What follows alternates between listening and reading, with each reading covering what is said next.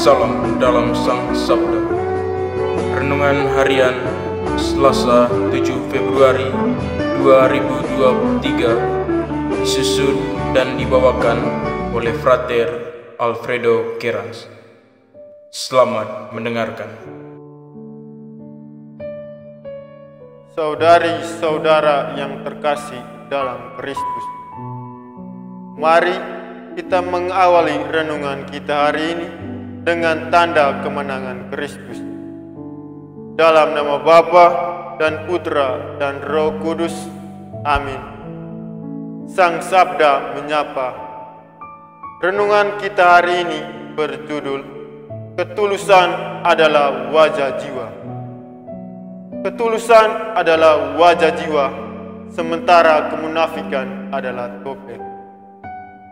Bangsa ini memuliakan aku dengan bibirnya, padahal hatinya jauh daripadaku.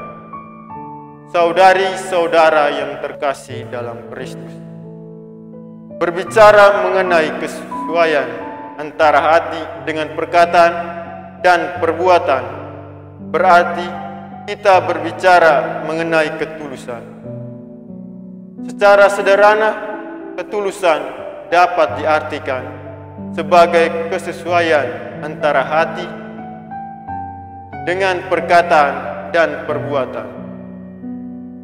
Dalam hidup ini, kita telah berbicara banyak mengenai ketulusan. Misalnya, saya tulus mencintaimu, saya tulus bekerja denganmu, dan masih banyak lagi kata tulus yang kita ucapkan. Pertanyaannya, apakah kata tulus yang kita ucapkan itu memiliki arti yang tulus atau malah sebaliknya?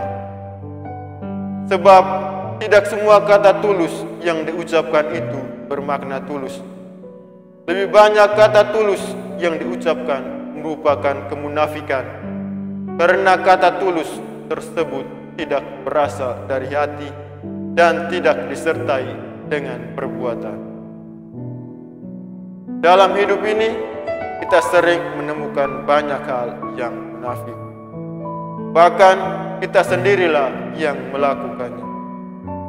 Pada akhirnya, kemunafikan telah hidup dalam hati setiap orang. Melalui Injil hari ini, Yesus ingin agar semua kita meninggalkan kemunafikan yang tumbuh dalam hati. Hal ini disampaikan dengan tegas oleh Yesus dalam Injil.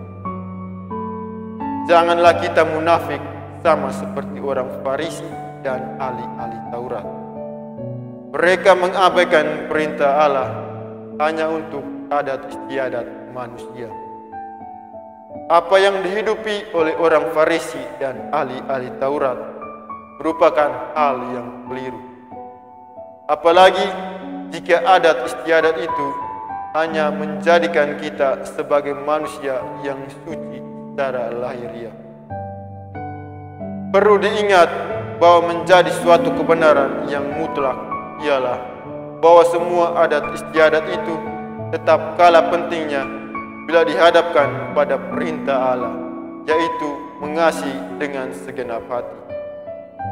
Oleh karena itu, jika manusia lebih mementingkan adat istiadat sehubung dengan kesesuaian lahiriah, maka kita telah mengesampingkan perintah Allah. Itu artinya kita telah menjadi orang yang munafik. Sebab bukan karena kita bersih secara lahiriah yang membuat kita berkenan di hadapan Allah.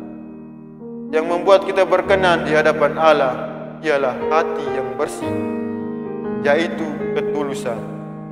Ketulusan dalam arti ada kesesuaian antara hati, apa yang diucapkan, dan apa yang kita perbuat.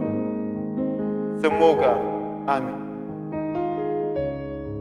Kemuliaan kepada Bapa dan Putra dan Roh Kudus, seperti pada permulaan, sekarang, selalu, dan sepanjang segala abad. Amin. Dalam nama Bapa dan Putra dan Roh Kudus. Amin.